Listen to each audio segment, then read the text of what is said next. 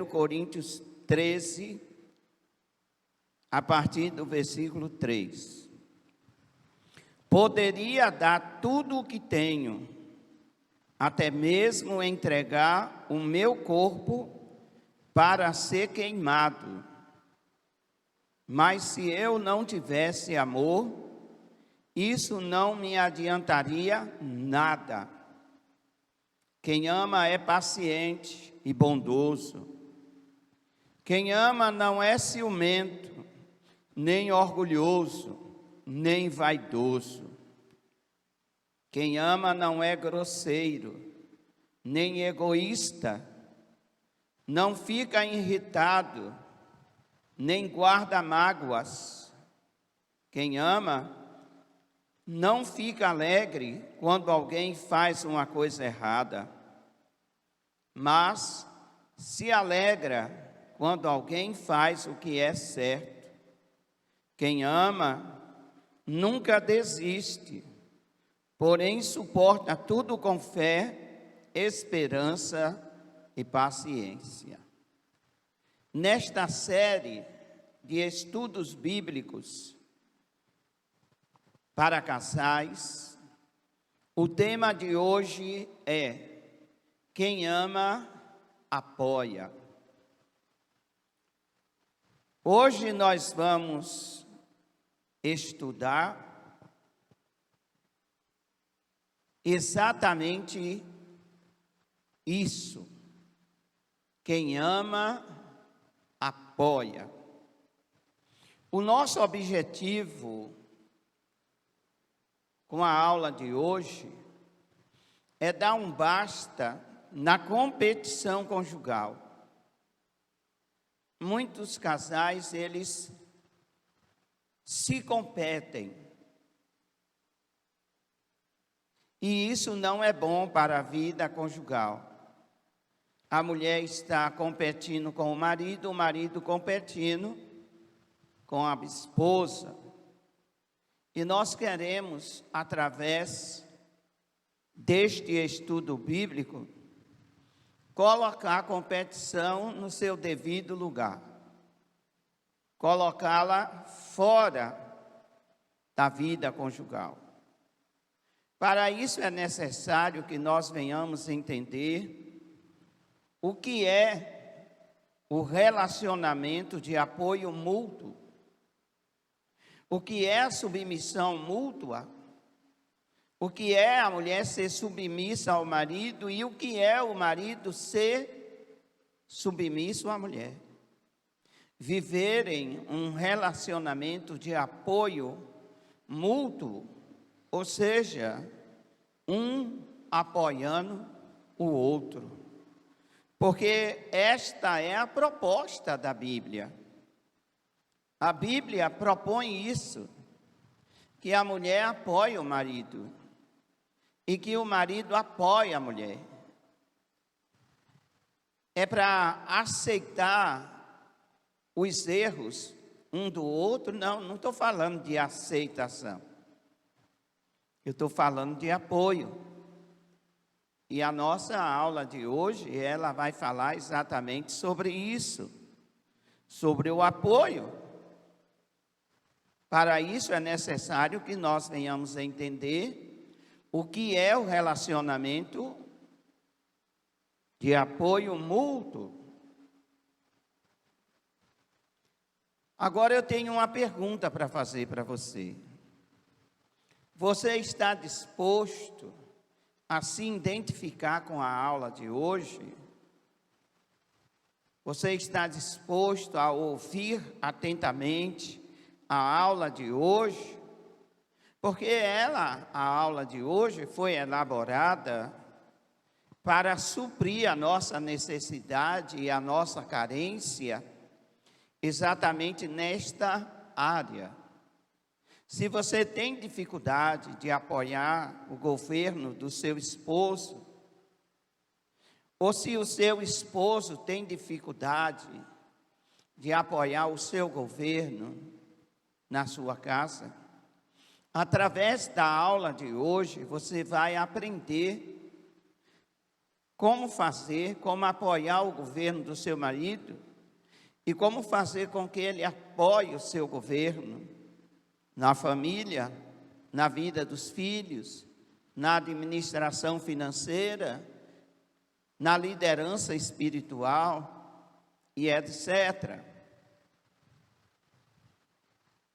Para isso, nós precisamos de uma coisa só: é nos colocarmos à disposição do Espírito de Deus, porque o Espírito Santo é que nos ensina todas as coisas e nos faz lembrar aquilo que Ele nos ensinou. Então fica fácil depender do Espírito Santo, porque o Espírito Santo vai nos ensinar e na hora que precisarmos, o Espírito Santo nos fará lembrar aquilo que Ele mesmo já nos ensinou. Então vamos depender dEle nesta manhã, para que o Pai, o Filho e também o Espírito Santo sejam glorificados. Amém? Repitam comigo, digam: quem ama, apoia. Para isso, nós vamos adentrar num assunto que é muito importante. Antes de falar do relacionamento de apoio mútuo, nós queremos mostrar para vocês a função de governo de cada um, do marido e da mulher. Eu quero apresentar para você, baseado na cultura nossa, que é a cultura ocidental, que existe 4 modelos, 4 tipos básicos de função,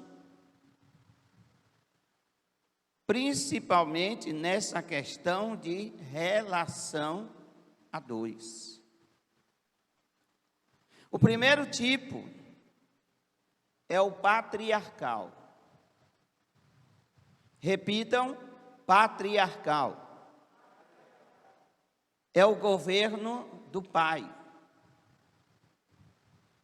E você faz uma avaliação, qual é o tipo de governo que há na sua casa, que há na sua família, que há no seu casamento. Eu vou distribuir aqui os 4 tipos e depois nós vamos falar do relacionamento de apoio. Primeiro, patriarcal. No relacionamento patriarcal, a liderança do marido é indiscutível, não se discute. Aquilo que o marido falou é lei. Então, isso aí é a liderança patriarcal, que vem do pai. O pai é o patriarca. Ou seja, o governo está sobre ele. É ele quem governa a família. É ele quem governa a esposa. A palavra dele não é a final, é a primeira e única. A palavra dele não é a final, não é a última palavra, não. É a primeira e única, só tem a palavra dele.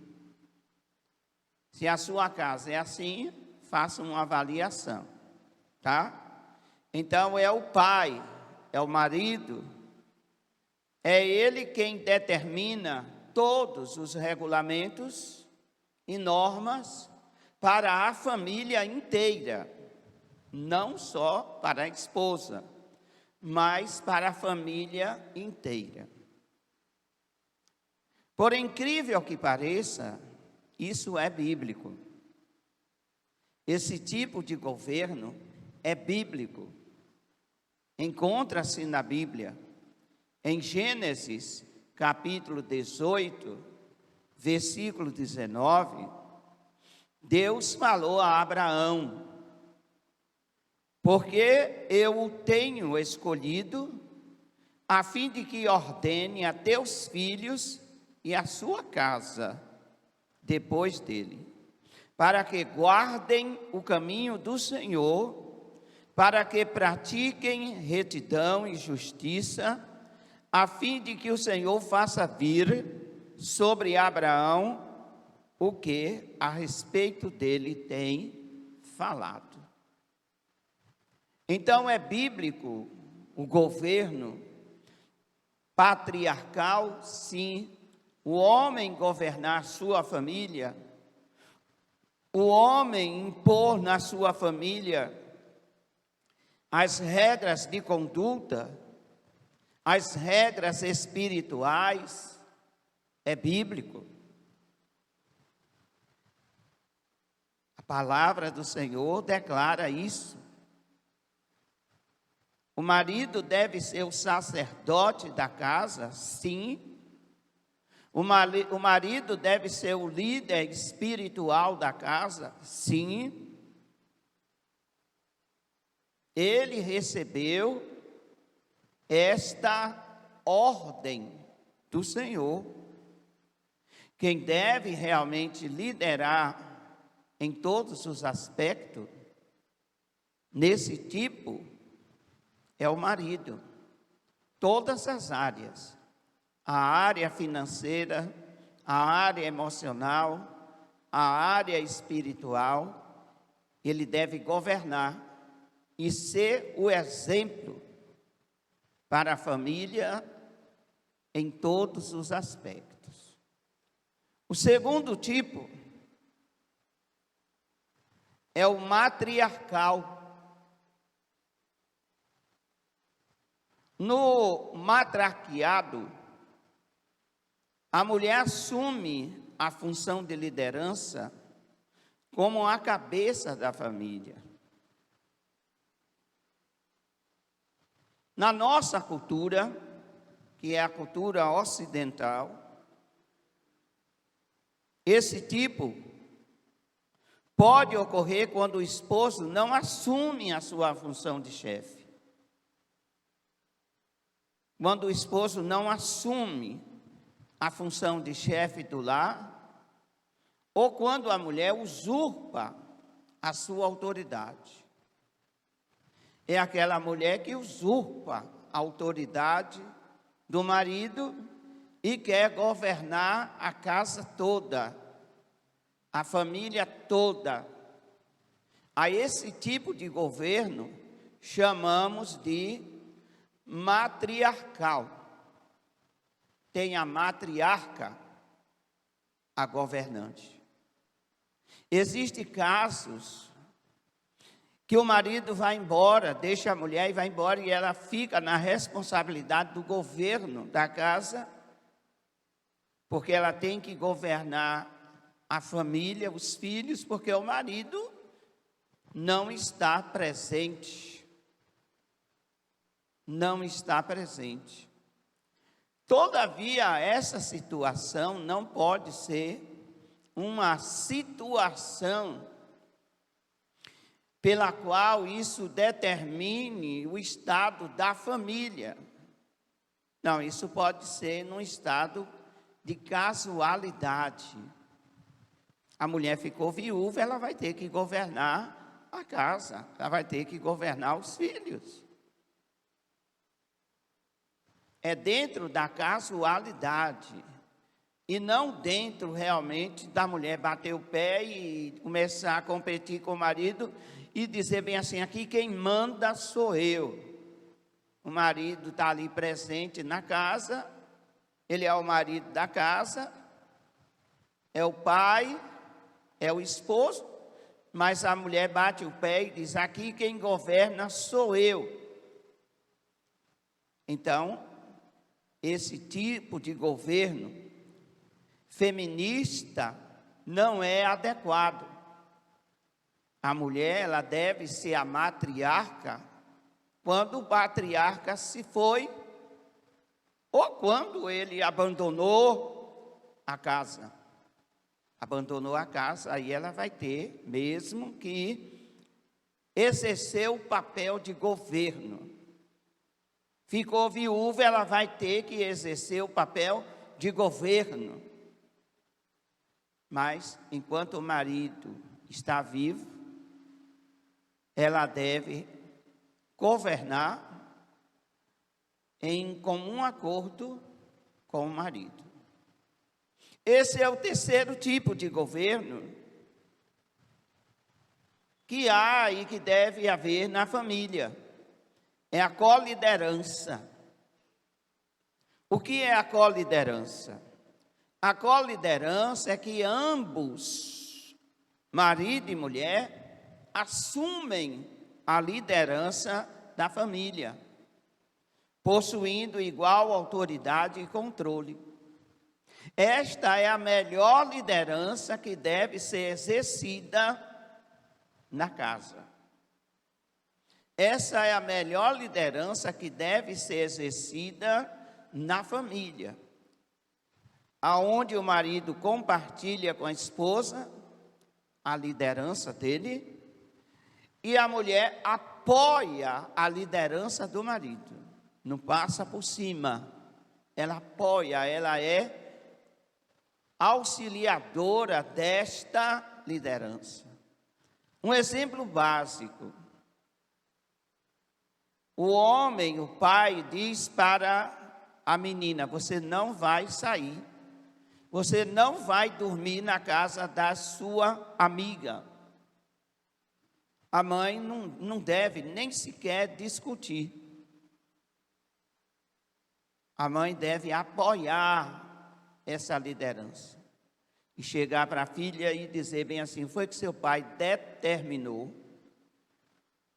Não, meu pai determinou que eu não vou, mas deixa amanhã, deixa, como é falado aqui, né, na Bahia, nesse tom.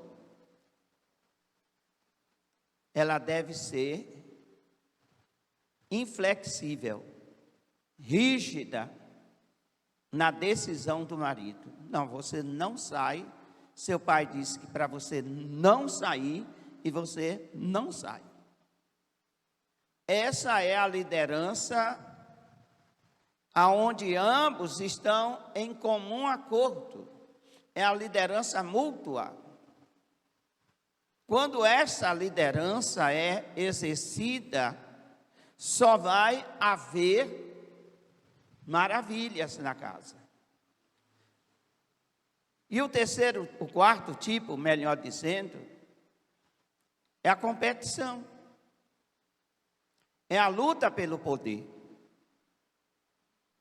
A mulher luta pela liderança da casa, o homem luta pela liderança da casa. Isso não é bom. Não é bom. A mulher vai de encontro ao governo do marido, o marido vai de encontro ao governo da mulher, e a casa vira uma bagunça. Por que vira uma bagunça? Porque em vez deles estarem governando a casa, eles estão competindo entre si. Então, aquele desconforto. Mas você não sabe criar sua filha. E você, como pai, faz o quê?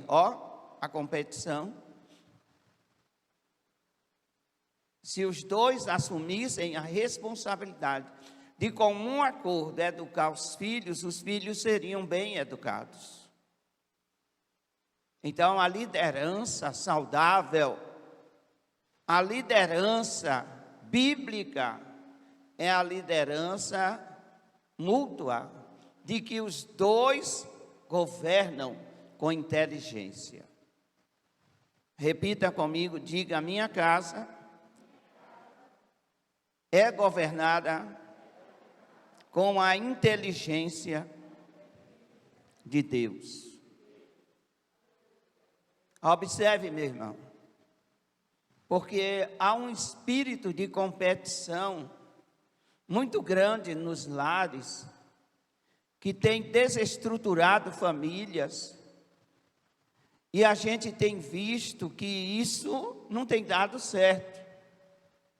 Se estivesse dando certo, não teria-se tantas pessoas nas drogas, não teríamos tantos filhos presos, não teríamos tantos filhos na prostituição, não teríamos tantos filhos derrotados. Quando um filho vive uma vida de derrota, é porque a herança que ele recebeu da casa dos seus pais foi derrota. Foi uma vida derrotada. Ele herdou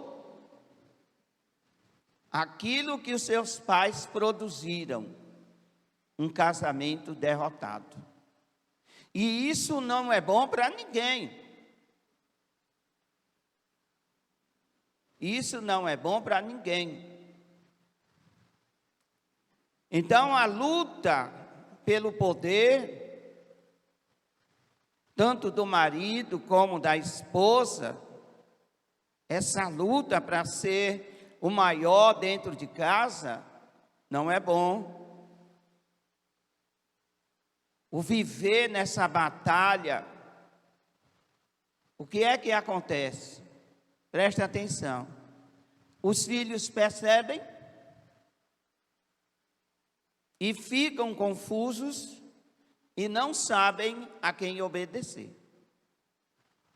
Os mais prejudicados são os filhos. Eles veem, ouvem e sentem a competição dos pais. E eles ficam confusos. E eles dizem um para os outros: nós vamos obedecer quem? Ao nosso pai ou à nossa mãe? E optam a não obedecer a nenhum dos dois.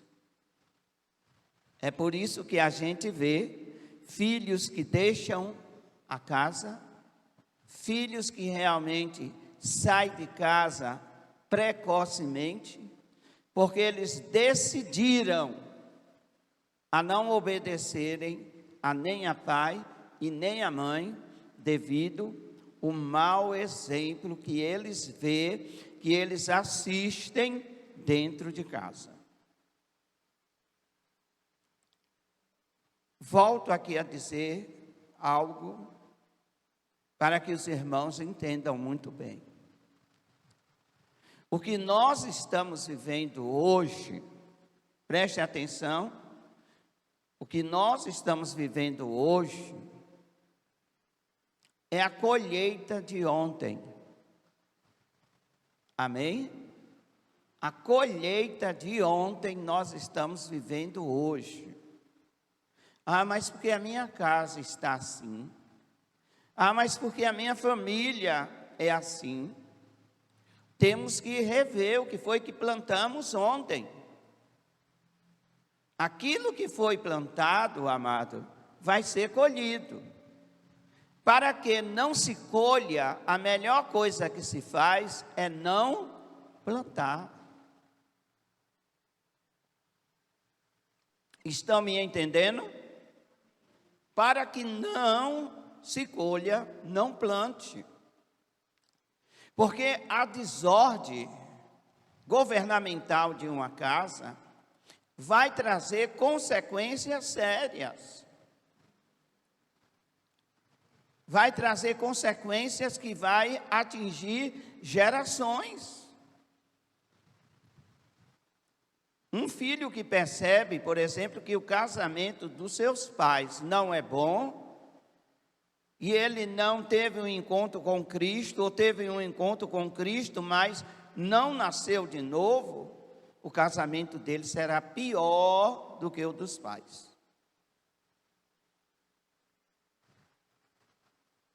Será pior do que o dos pais. Porque Deus visita a maldade dos pais nos filhos até a terceira e quarta geração daqueles que o aborrecem. Mas, poxa, o casamento da minha filha está pior do que o meu, diz uma mãe aflita. Mas por quê? Por causa realmente do que ela viu no casamento dos pais dela. Ela não viu coisas agradáveis. E por isso o casamento dela tornou-se um casamento pior. Agora, por que eu disse que a liderança mútua, onde os dois lideram, a co-liderança, ela é o melhor tipo de liderança a ser aplicado? Porque é bíblico. Tudo que é bíblico é benéfico. Diga comigo, tudo que é bíblico é benéfico. Nada melhor para se organizar a casa do que a palavra de Deus. É a palavra de Deus que organiza a família. Quem é que sabe mais? Quem constituiu a família? Ou nós que não, de maneira nenhuma, sabemos, às vezes nem sequer lidar com a nossa família. Quem é que sabe mais de família? Eu ou Deus? Deus. Deus, ele é onisciente, ou seja, conhece todas as coisas. Deus conhece o futuro. Porque para ele não existe futuro. Deus conhece o passado, porque para Deus não tem passado.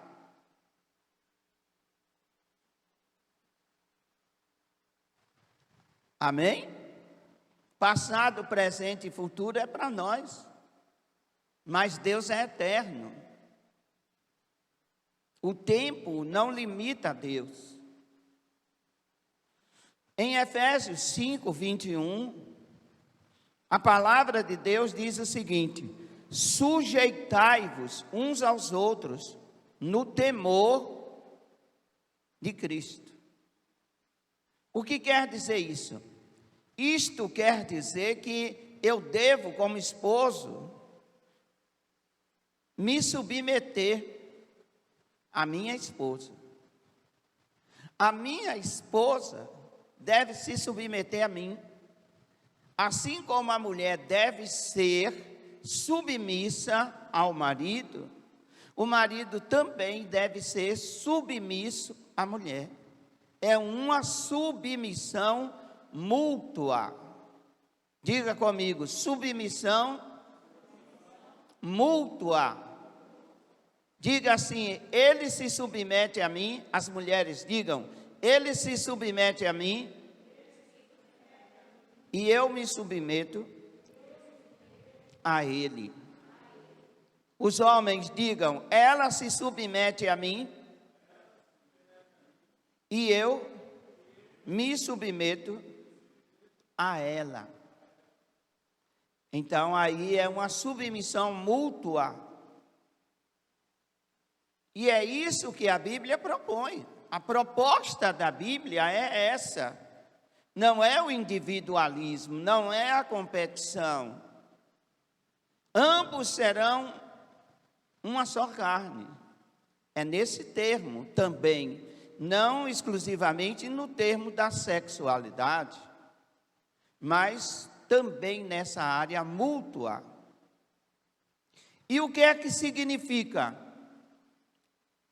a submissão mútua? De acordo com o Novo Testamento, a submissão é a essência de todo relacionamento cristão.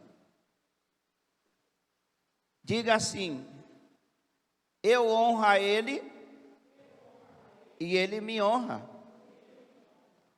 Eu obedeço a Ele, Ele me obedece.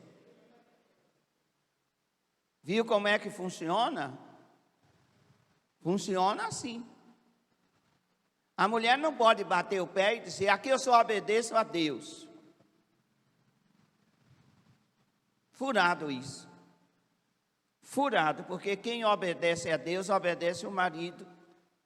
Quem honra a Deus, honra o marido e honra as outras pessoas. Amém? Por quê? Porque quer ser honrado. Eu não posso cobrar a honra da minha esposa sem honrá-la.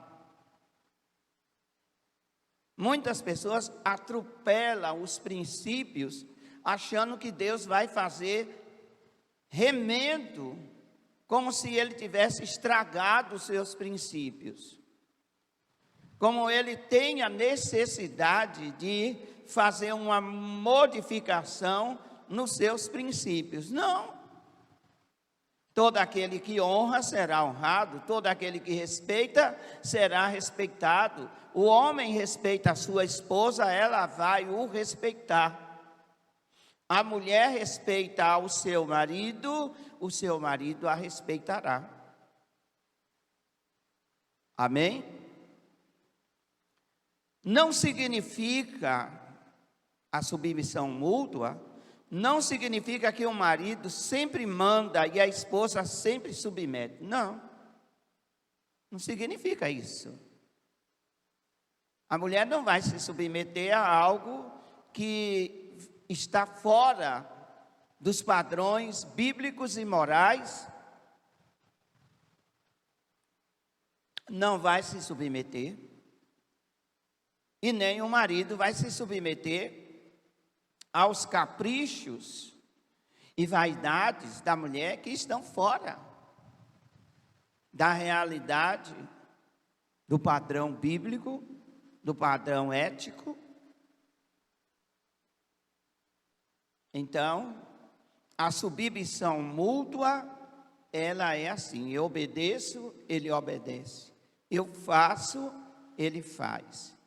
E isso entendemos como um apoio mútuo. A vida se torna leve, a vida conjugal se torna leve por causa disso, desse relacionamento mútuo, esse relacionamento de comum acordo. A submissão mútua, ela reconhece as habilidades individuais. Cada um dos parceiros age com a intenção de adaptar-se um ao outro durante ocasiões de conflito. Não, isso não é problema para nós, ó. Isso é lindo na vida conjugal. Isso não é problema para nós. É aquilo. A mulher diz assim para o marido: nossos filhos, ou o nosso filho, apenas um, diz assim: o nosso filho está com notas baixas na faculdade.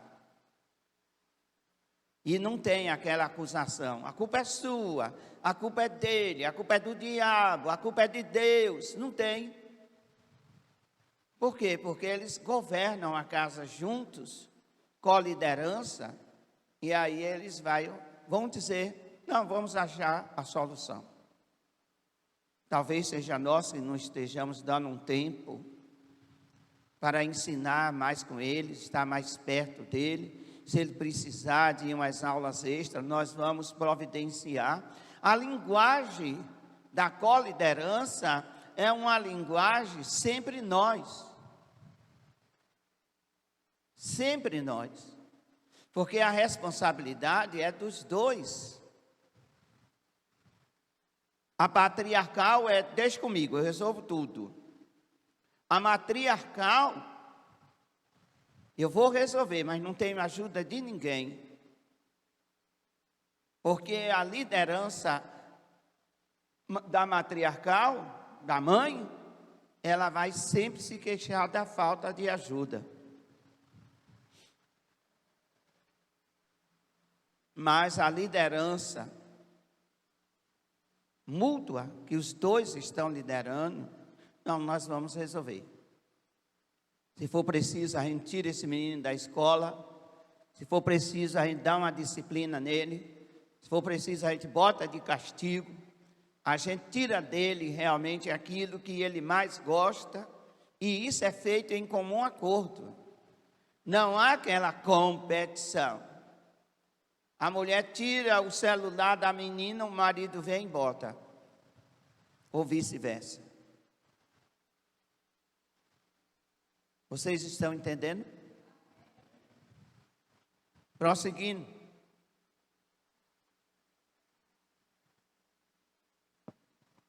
O que ocorre quando um inferior, melhor dizendo, ele cede ante as exigências de um superior? Aí você pode dizer bem assim, não, está se submetendo, isso é submissão. A mulher, ela cedeu às exigências do marido. Isso não é submissão, é dominação. De repente, seu marido na área sexual quer praticar o sexo ilícito com você. Aí você, para ser submissa, vai praticar. Aí você não está sendo submissa, você está se deixando ser dominada. Notaram a diferença? Quem notou a diferença aí, diga amém. Submissão é quando você consente. O marido diz assim, eu quero praticar um sexo ilícito com você. E aí você diz, tudo bem, eu gosto também. Isso é submissão. Você está de acordo. Você está de acordo. Mesmo que seja algo errado, mas você está de acordo. Isso é submissão. E quando não é submissão e passa a ser dominação, é quando a pessoa não quer. Não estou falando aqui apenas na área sexual, mas em todas as áreas. A pessoa não quer e é dominada para querer, para ir, para fazer. Então, isso é dominação e não submissão. Não é bom. No casamento não é bom. Nem na vida dos filhos.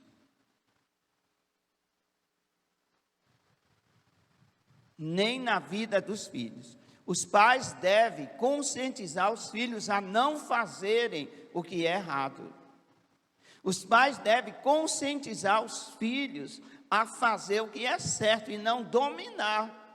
Como, por exemplo, na vida religiosa. Olha, se você não pegar a Bíblia para ler, eu vou lhe dar uma surra.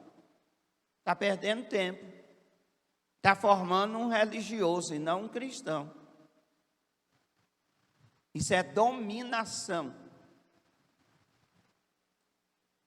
É diferente de você chegar e dizer, meu filho, leia a Bíblia, leia o livro de Provérbios.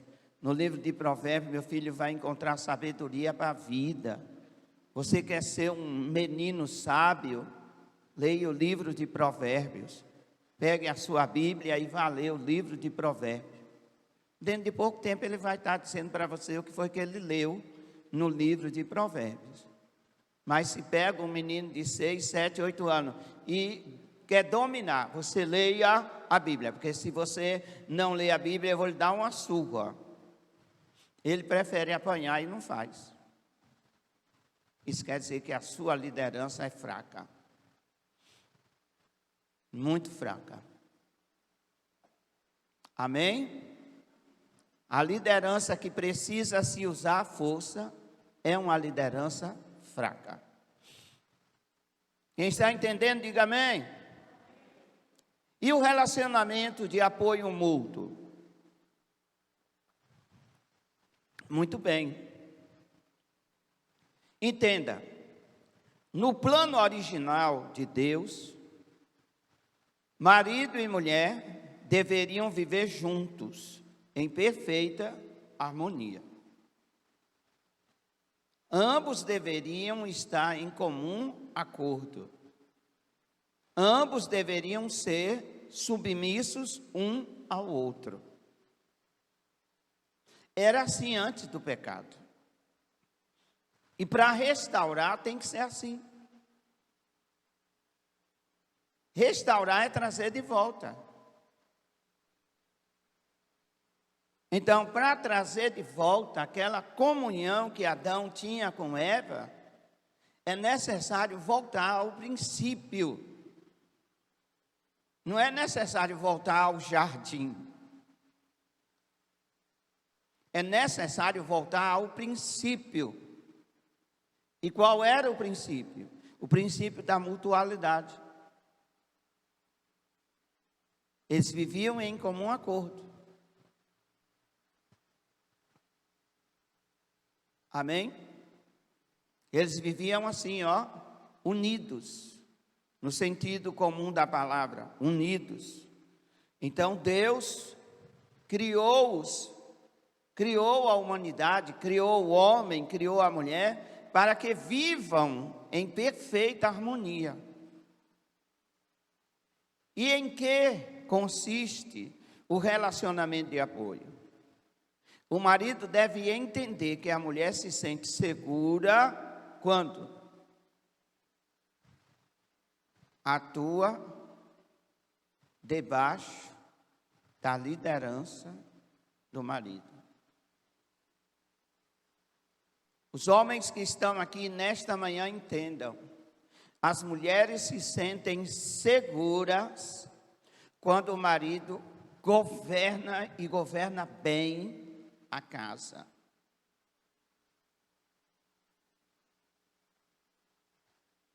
Governa bem a casa.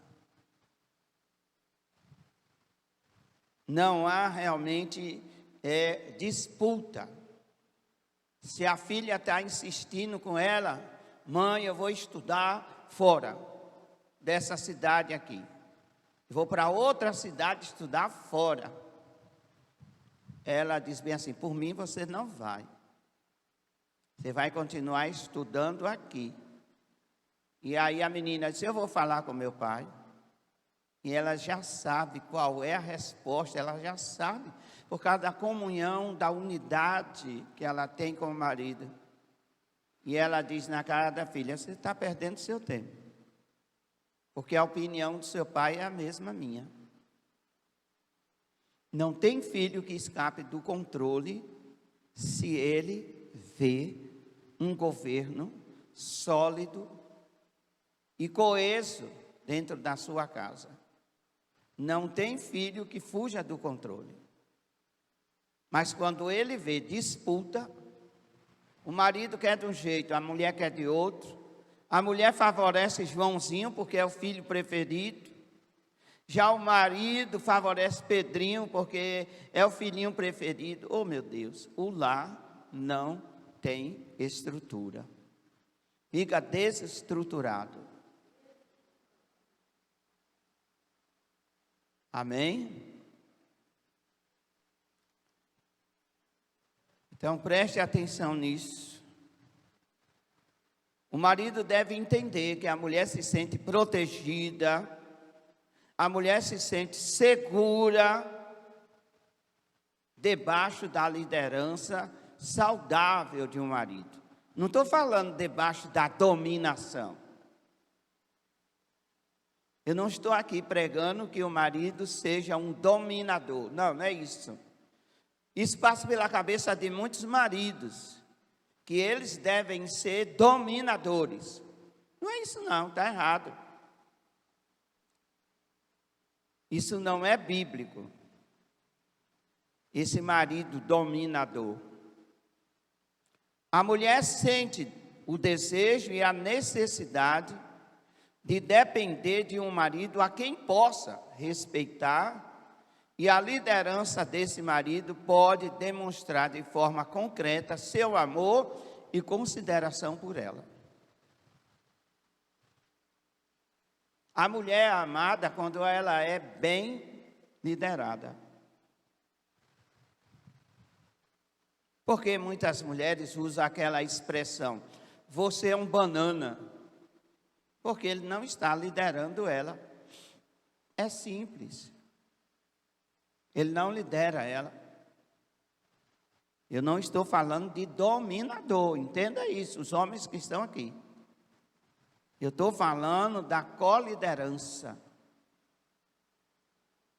Não deve partir apenas da mulher, meu bem, vamos fazer isso, mas deve partir também do marido. Minha filha, vamos fazer isso. Não deve partir apenas da mulher o compartilhamento, mas também do homem, do marido. O marido também deve compartilhar suas emoções, sua vida, seus planos, seus projetos, suas frustrações, seus medos, suas alegrias.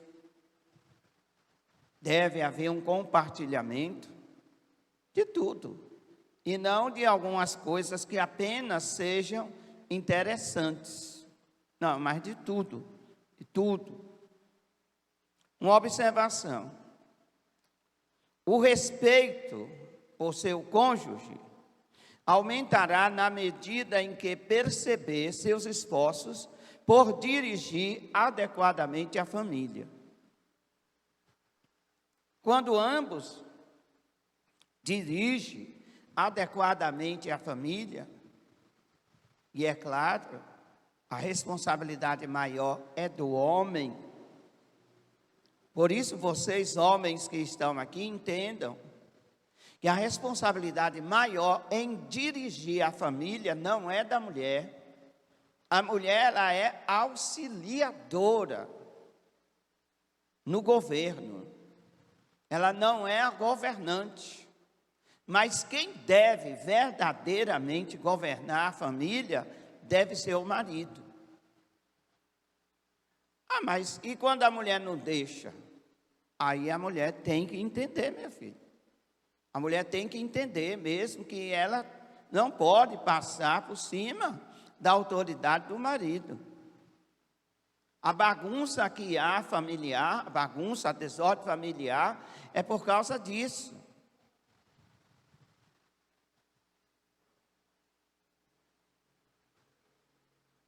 O homem que lidera a esposa e a família com sabedoria e amor não é autoritário. Porque o amor, ele não impõe. A Bíblia não fala que o amor seja impositor. O amor não impõe. Nós estamos aqui nesta manhã servindo a Deus de livre e espontânea vontade. Deus não nos obrigou a estarmos aqui e nem nos obriga.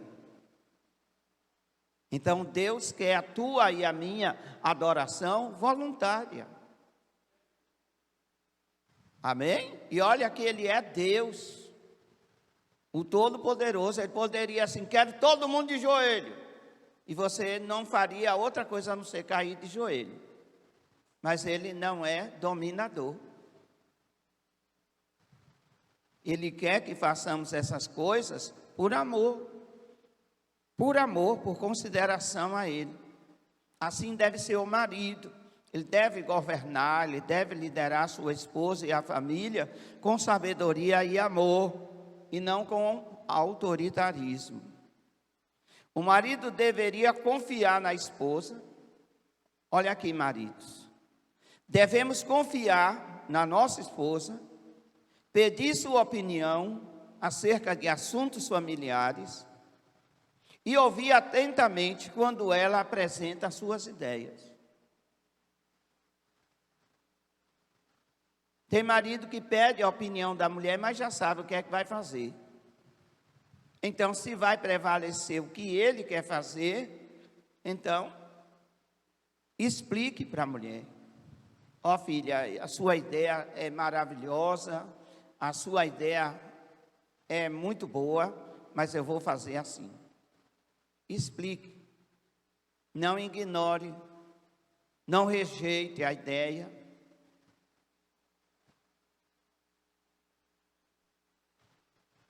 E como apoiar nas decisões? Como a mulher deve apoiar nas decisões do marido, uma vez que estamos falando de apoio, quem ama apoia. Como a esposa deve apoiar nas decisões do marido, como o marido deve apoiar nas decisões da esposa.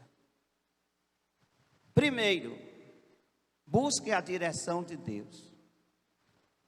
Tudo que for acontecer na sua casa, tudo que o seu marido realmente compartilhar e disser, vamos fazer, pode ser uma coisa errada, mas vá buscar a direção de Deus, para que Ele lhe dê as palavras certas, as ideias certas, não retruque, não brigue, não vá dando logo as suas posições pessoais. Não, eu discordo disso.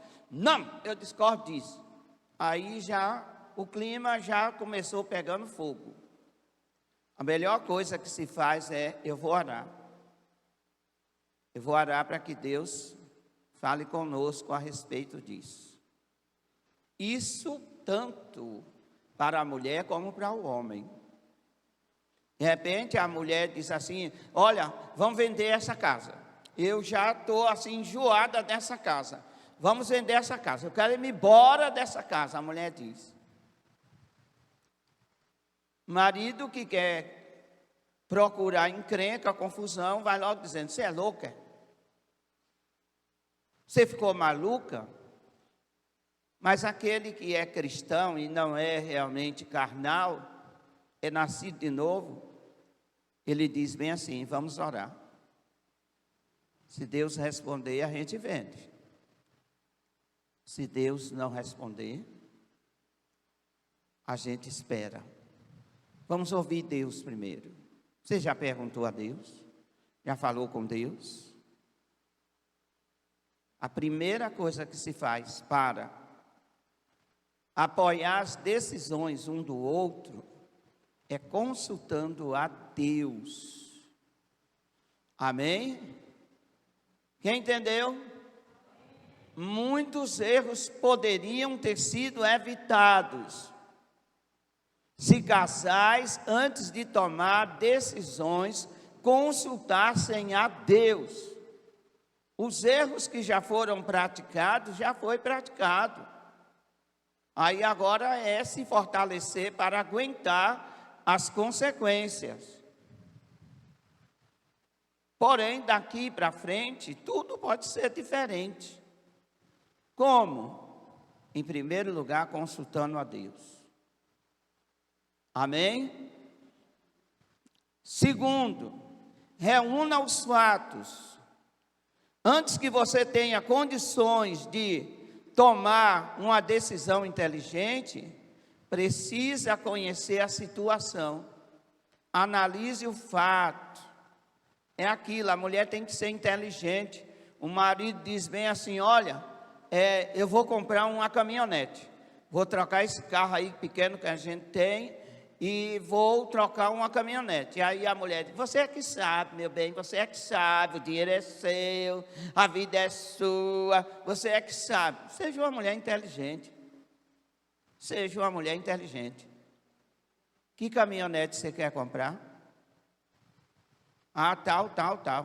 Ela paga quanto de seguro? O seguro dela é mais barato do que o seguro do nosso carro?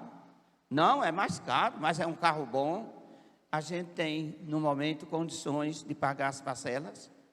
Uma caminhonete é aproximadamente 5 mil a parcela dela. A gente tem condições de pagar 5 mil agora em parcelas de caminhonete. Seja inteligente. Recolha os fatos. Pese realmente se você vai dar suas ideias para o seu marido, se o marido vai dar as ideias para a esposa, pese os fatos. Quanto custa, quanto vai ficar, quanto é. A mulher que realmente diz bem assim, você é que sabe, ela omite, ela não ama de fato o marido. Quando ele estiver endividado, ela vai botar o dedinho sujo na cara dele e vai dizer, culpa é sua. Culpa é sua. Então é dever da mulher participar da vida do marido. É dever. A mulher que não sabe para onde o marido foi, o que é que o marido faz, quanto o marido ganha, ela não está verdadeiramente casada. Ela mora com um homem, mas não está verdadeiramente casada. Porque casamento é compartilhação, é transparência. Alguém está me entendendo aqui? E a mulher tem que apoiar. Eu não estou falando de aceitar erros, eu estou falando de apoiar. Uma vida de apoio. É aquela mulher que dá vida de apoio. Ela está ali apoiando. Ela sabe quanto o marido ganha, mesmo o marido seja autônomo. Ela sabe. Se o marido é eletricista, ela sabe quanto o marido cobra para botar uma lâmpada. Ela sabe quanto o marido cobra para instalar um chuveiro. Ela sabe. Porque tem mulher que tem um marido que é autônomo, e aí de repente ele é pedreiro, e aí uma vizinha diz bem assim, teu marido é pedreiro, né? É. Quanto é que é a diária dele? Ô, fiel, não sei. Você dizer para a sua amiga que não sabe quanto é a diária do seu marido, ele trabalha de pedreiro, e você não sabe quanto é a diária do seu marido, é um absurdo. Você já declarou que você não tem intimidade com seu marido. Não tem intimidade, não apoia o que ele faz. Não sei. Alguém está me entendendo aqui nessa manhã? Busque, amado. Isso aqui é a vida comum do lar. Isso aqui é o que eu vivo e me dou bem. É isso aqui que faz a minha casa ter estrutura, ter paz, ter alegria. É isso aqui. Não é coisa misteriosa, não. Outra coisa que deve fazer, pese as informações. Várias sugestões poderão ser imediatamente anuladas, claro. Outras precisarão de cuidadosa avaliação à luz dos valores e também à luz da experiência. Então, avalia, peça. Você está entendendo? Quem está entendendo aqui? Levanta a mão. Isso é para você botar em prática. Meu irmão, minha irmã, é para você botar em prática. Não é para sair daqui e ficar dentro de casa, o marido mudo e você calada. Você calada e o marido mudo. Que relacionamento conjugal é esse? Isso é relacionamento conjugal? Onde o marido é mudo e a mulher é calada. Tome uma decisão, claro. Quando você for realmente compartilhar, tome uma decisão. Quando tomar uma decisão juntamente com seu esposo, mulher, juntamente com a sua esposa, marido, não importa se vão errar. Se errar, estão errando os dois. Acaba com esse espírito de competição dentro de casa. Está vendo? Você foi fazer aquilo, deu tudo errado, culpa sua. Não, planeje. Tomou a decisão em fazer. Tomou a decisão em fazer. Tomou a decisão de ir embora dessa cidade, morar em outra. Chegou lá, não deu certo. Não fica acusando um ao outro. Se deu errado, faz de novo para dar certo. Mas não fica na acusação. A gente já tem o diabo, que é especialista na acusação. Agora, marido fica acusando a mulher. Mulher fica acusando o marido. O cachorro morreu, a culpa é do marido. Porque não chegou cedo para dar banho no infeliz do cachorro. É muito complicado isso. É muito complicado. Então, o nosso alvo nesta manhã é neutralizar o espírito de competição entre marido e mulher. Amém? Quais são os benefícios? Benefícios de um relacionamento de apoio mútuo. O lar que atua dentro do sistema de apoio mútuo enfrenta menos discussão e contenda.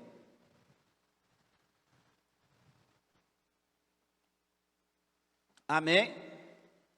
O lar que marido se relaciona bem com a esposa e a esposa se relaciona bem com o marido. Um lar que a liderança é compartilhada, é a coliderança. Então, tem pouquíssima discussão e quase nenhuma contenda. Por quê? A mulher não se levanta contra o marido não se levanta contra a mulher. Ambos estão no mesmo pensamento. 2.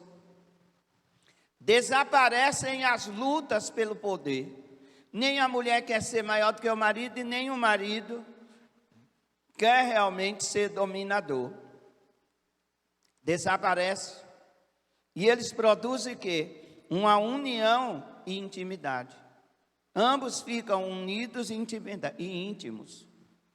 Aí acontece que a mulher a filha fala alguma coisa, ela diz, eu já sei qual será a resposta do seu pai. Eu já estou até ouvindo o que o seu pai vai dizer. Você vai procurar o seu pai, mas eu já sei qual é a resposta. Porque ela tem muita afinidade com o marido. Muita afinidade com o marido. E a mesma coisa o marido. A filhinha vem chorando para os braços do pai, e o pai diz bem assim, eu já sei qual é a opinião de sua mãe. E, modesta parte, eu vou ficar com a opinião de sua mãe. Eita. Mas não tem filho que fuja do controle se a liderança for assim. O marido apoia a esposa apoia o marido. Estão entendendo? O que é quem ama apoia. O que é o apoio? É isso aí. 3.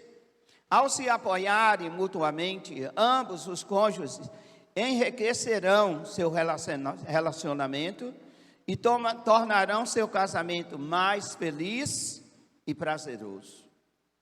O casamento fica mais feliz e prazeroso. Os filhos vão chegar diante dos pais e vai dizer, olha meu pai, eu estou querendo fazer isso, mas eu já sei qual é a pergunta, eu já sei qual é a resposta.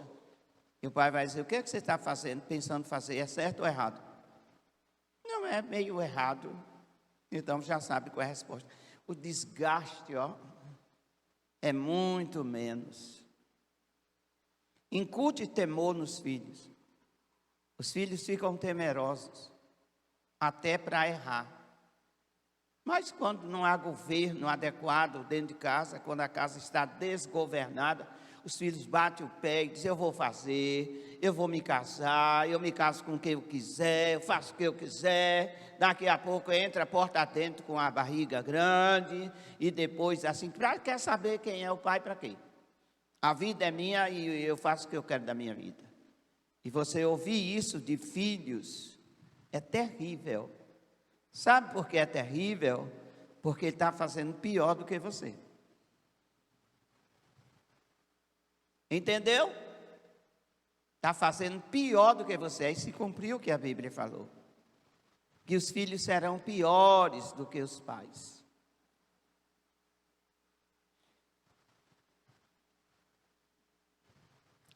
Quatro. Os filhos desenvolverão um respeito natural pela organização do lar. Os filhos desenvolverão um respeito natural pela escola, pela igreja e pela sociedade. Ei, escute-me. A convivência dos seus filhos na igreja tem tudo a ver com a convivência em casa.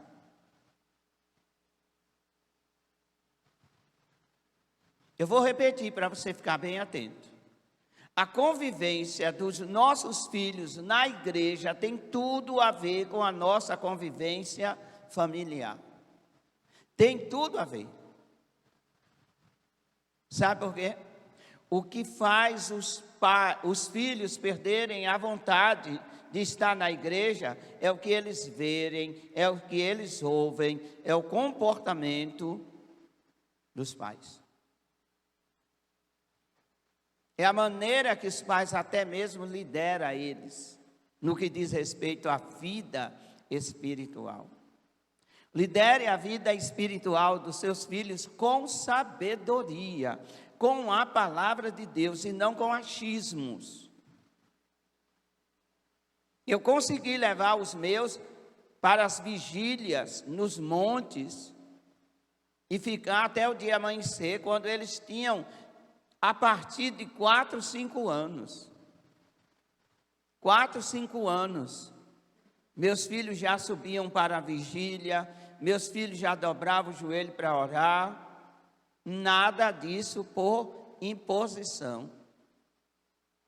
Nada disso por imposição, forçado. Você tem que ir, você tem que ir. Não. Voluntariamente. Teve a hora que eu tive que dizer, você vai. Contrariar a vontade, o gosto. Tive que dizer, você vai. Mas eu estou sem vontade. Vai sem vontade assim mesmo. Ah, mas eu estou com sono. Vai para dormir na igreja, mas vai. Se incomoda, não, eu trago você nos braços, mas vai. Teve um momento que eu tive que fazer valer a minha autoridade.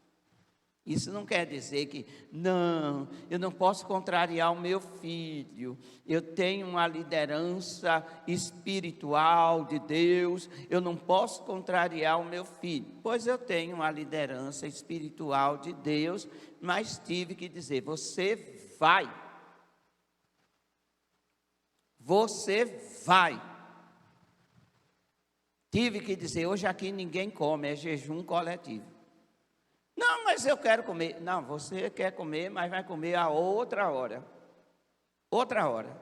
Eu disse, não vou repetir, é jejum coletivo. Jejum coletivo.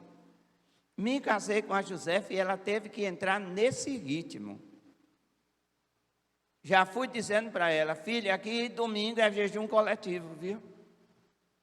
Todo domingo aqui é jejum coletivo. Só respeitamos, às vezes, as visitas que estão lá, que às vezes é uma visita idosa, mas às vezes, passa um domingo lá em casa, vai lá em casa, ficar bem assim, eu vou ficar sábado na casa do pastor, e o que é que vai acontecer no domingo de manhã? Nem a mesa é posta. Nem a mesa é posta, porque é jejum coletivo. Qual a duração? Até a volta de Jesus. Uma boa história. E assim vai. Quando um lar é bem organizado, a comunidade, a igreja, a nação ganha.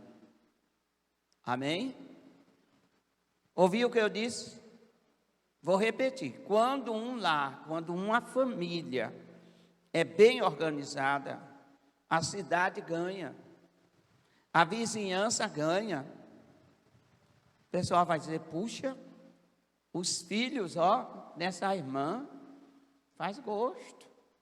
Já começa aquela irmã que viu a luz brilhando na tua casa, já começa a dizer para os filhos dela, eu não sei porque vocês não são iguais ao filho dessa irmã que mora aqui vizinho. Olha como eles são. Tão educados, tão gentis, tão diferentes. Eles não falam sem colocar Deus na frente. Eles são diferentes demais. Viu como é que a luz brilha? A luz não brilha quando você coloca a Bíblia debaixo do braço e chega num lugar, bate o pé e fala em línguas estranhas. Não. É quando as pessoas começam a ver Jesus em nossas vidas.